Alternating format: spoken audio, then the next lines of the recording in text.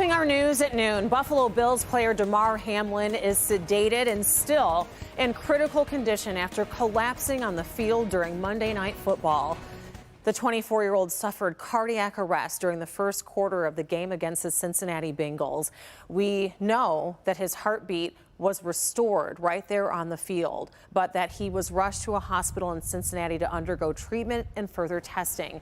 Fans from both Cincinnati and Buffalo gathered outside of UC Medical Center throughout the night there in Ohio. In a moment, we'll be joined by Dr. Frank McGeorge to talk more about Hamlin's condition and what his insight is on what may have happened that led to that. We also want to start with Maggie Vespa in Cincinnati. She is outside of the hospital where Hamlin is being treated. Maggie?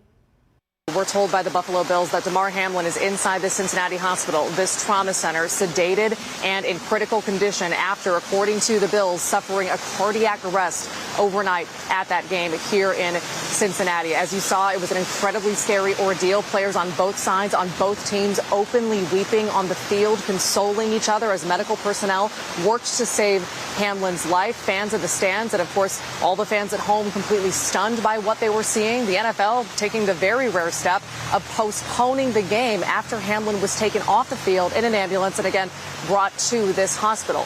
Overnight, the outpouring on social media of love and support for Hamlin has just been staggering, including from T. Higgins, who of course was the Bengals player who collided with Hamlin just before this episode happened. He tweeted overnight saying he has support and is sending love to Hamlin and to his family, and of course that being echoed by a number of players, including the Bills' star quarterback Josh Allen.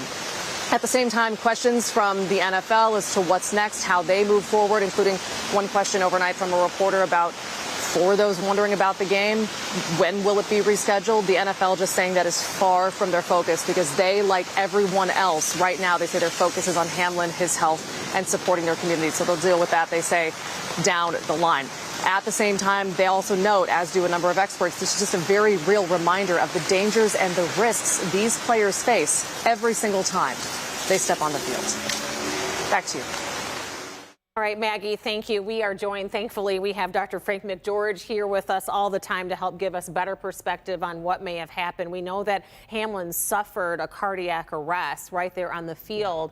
And I know there's been a lot of speculation about what may have caused something like that to happen so instantly. Yeah, well, it was probably a condition known as commotio cordis. That's basically if a person is hit in a specific location on the chest with a certain amount of force, with a really specific timing relative to where in the cardiac cycle the person is, that blow can actually induce ventricular fibrillation.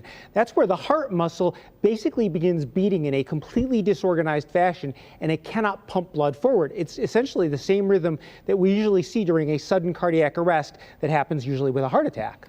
So just in reading about this, I know that it's happened in other sports that have projectiles, like a puck or a baseball. Yeah. We don't see this happening in professional football, despite how physical it is and how much these players are hitting each other so much. Why is that? Well, you know, you would think with all the hits that they take, we might see it more often. But the thing is that blow to the chest and basically the heart underneath has to occur during a very specific moment in a person's cardiac cycle. So most hits to the chest just wouldn't be expected to trigger this arrhythmia. Now, there's also a lot of theory that certain people might be more susceptible.